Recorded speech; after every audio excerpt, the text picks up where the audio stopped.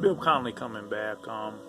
This is basically a part 2 follow-up on the government shutdown and everything, which is really not shut down. It's just basically, they say that it is. It's still operational and going on right now. So, Royal Institute of International Affairs, like I said, and part of the Royal Monarch Crown Control Council of 13 and the Council on Foreign Relations in New York and everything, all controlling politics behind closed doors, orchestrating everything, you know.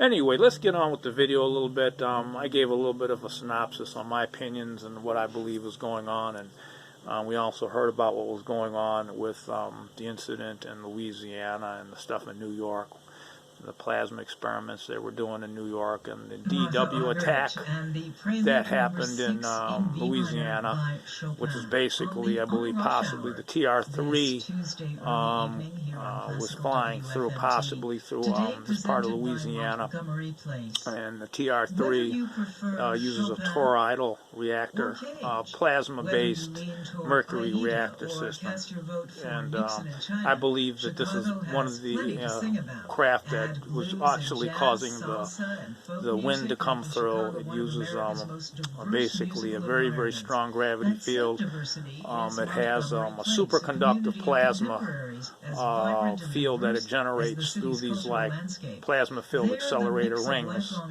and basically electricity is run through it. And it's part of the magnetic field disruptor that it uses, which basically neutralizes gravity. It can do that within the ship. But this TR-3, I believe, altered the weather patterns before the attack came through, or before the ship was coming through. Like I said, it neutralizes gravity. It uses it's 3 thrusters to it. There are thermonuclear atomic thrusters that are fueled partially by liquid hydrogen, methane, and liquid oxygen.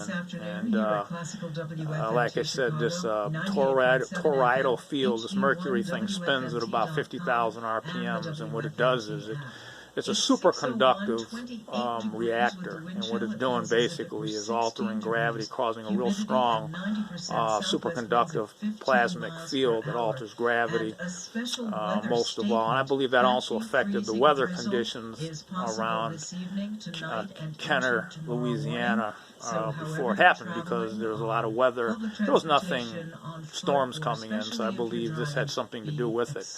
And like I said, this superconductive plasma field that's created, superconductive, it can definitely do some serious damage, ionizing the air and everything, and altering jet streams due to the strong field it creates. And this magnetic field disruptor was developed in Sandia National Labs in Albuquerque, and it just reduces the weight of the molecular weight of this object to like 82% of its normal mass. So it's amazing what it does. It flies about Mach 9 or something like that in the atmosphere, and out in space it's even faster because there's no weight in space. But anyway, we got a shutdown of the government. My synopsis is that possibly the TR-3 came through and zapped with a special, either they hit it with a DW or the ship itself with the magnetic field going over that area. The magnetic field just overloaded the power grid substations and fucked everything up due to that. The humming effect and everything coming through due to the reactor. Like I said, this is a toroidal reactor system, extremely very radioactive and stuff as well, but it only uses the thrusters just to thrust it for a few seconds to get it out. The thermal thrusters only used just for a few seconds just to give it a boost out into space, or when it's it doesn't run off that all the time. It's running off of the plasma field generating system. The mercury plasma field system is basically what it runs off of. So anyway, I get back into that.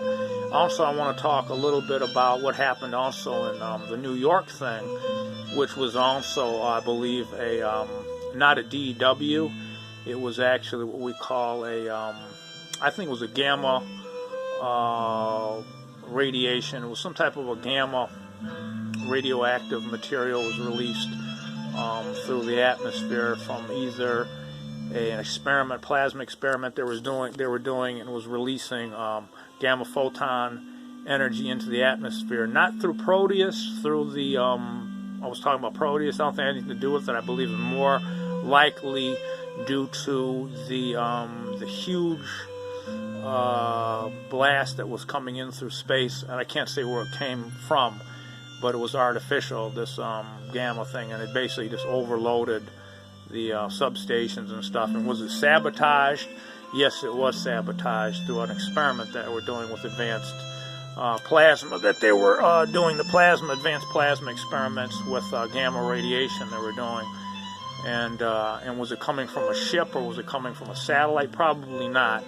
I believe it probably was controlled probably from the nuclear platform that they have in space. There are about 3 Earth orbiting satellites that are, I can name 2 of them or 3 of them, the code names on what they are.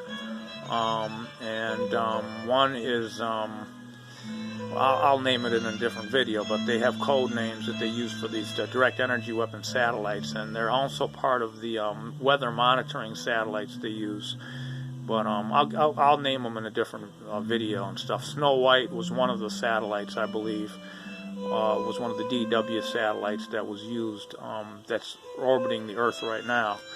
So anyway, I'm going to close the video out and everything. And like I said again, the world is not what we think it is. We are living in, like I said, I believe we are living in an artificial intelligent bubble simulation. Our brain is just decoding everything as it comes about.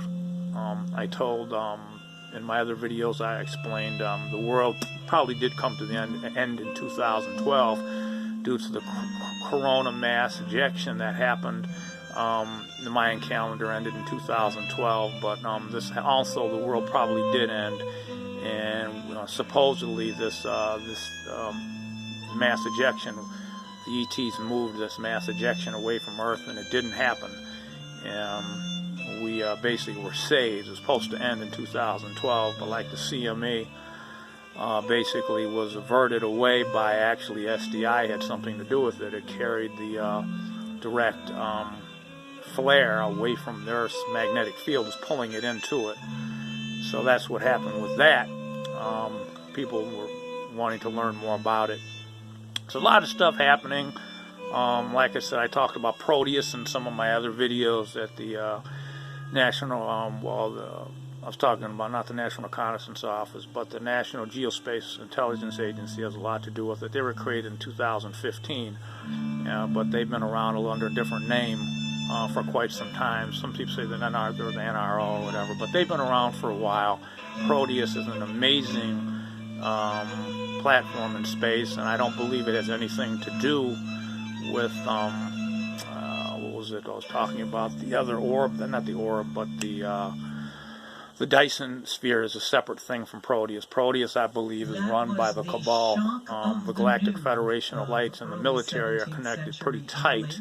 The Cabal, like I said again, there's the Cabal, which is also tied in with the military, and they say the non-Cabal military working with the Galactics. But the Galactics are in full contact. I guaranteed it. The 5D command is in operation above the Earth's atmosphere.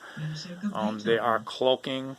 Like I said, they are in the 5th dimension, and I went into exactly how that worked in my other videos. You cannot see the 5th dimension. We are in the 3D. We are in a 5-dimensional universe. You can't see it because of the field. If you could break it down a little bit and go into the 4th dimension is time.